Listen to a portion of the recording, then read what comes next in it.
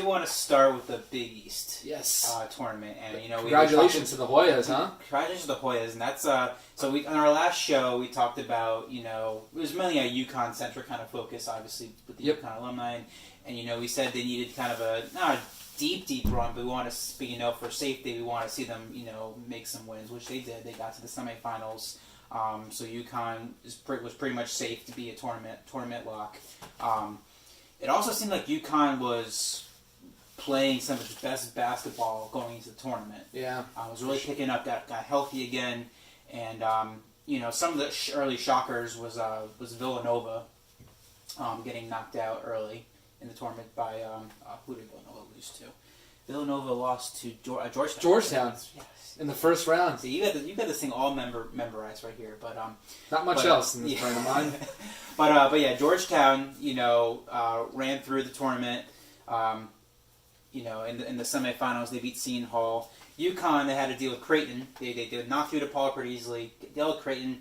I actually watched that UConn Creighton game start to finish. So congrats to me. I actually watched the full UConn game, and and.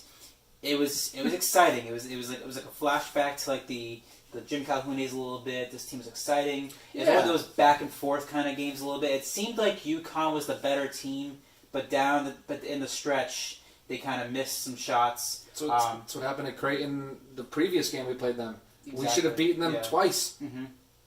But I remember watching UConn, and it seemed like what was working for them early on was getting to the paint, getting to the hoop. Yeah, Sanogo has really turned it on. Yeah, and then at the end of the game, it seemed like they were settling too much for jump shots. And eventually, I think it came back to bite them a little bit. But nevertheless, UConn, they're going to be a force to reckon with. They're a 7th seed in the tournament.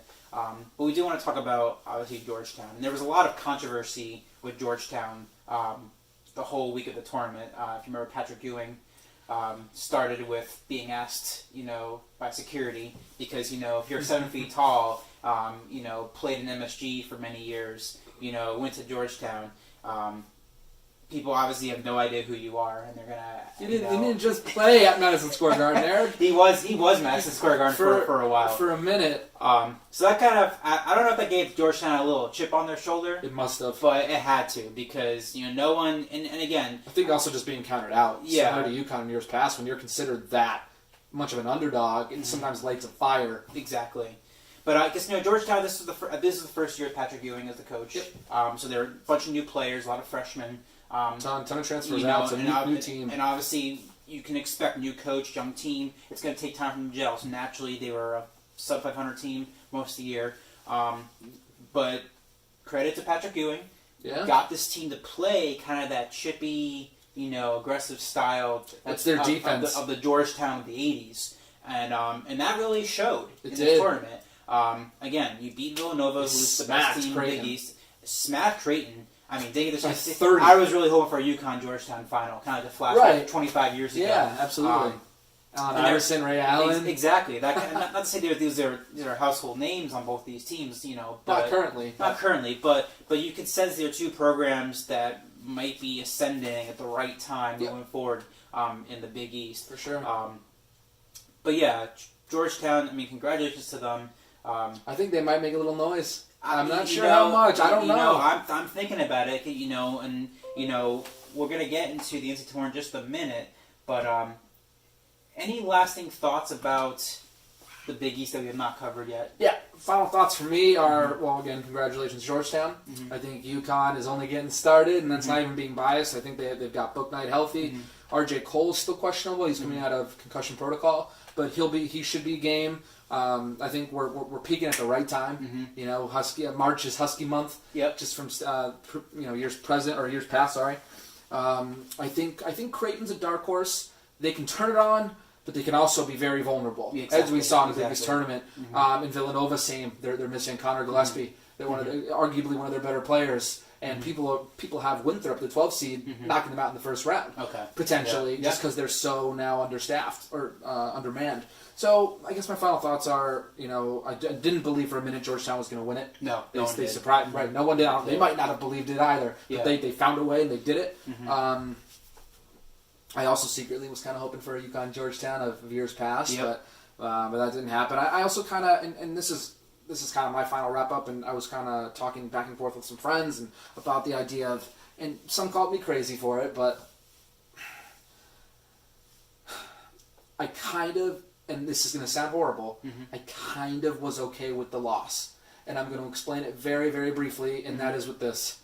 It is very, very hard, if not borderline impossible, to win 13 straight games between the Big East. And because, like, remember, coming before the Big East, they had won 3 of 4. Exactly. And their final 3, or their final 4. So not only would they have had to pull off their final 4 in regular season, they would have had to pull off 4 in the Big East, and then 4 in March Madness. So they would have had to string off 12 in a row. I'm sorry. I love UConn, but they are not built right now. Well, Dave, I'm going to say the magic name here, and that's Kemba Walker, 2011. That was only 10 in a row. That was 5. It was a East tournament. It was 5 and then 5. 6 in the tournament, so that's 11. It was 11.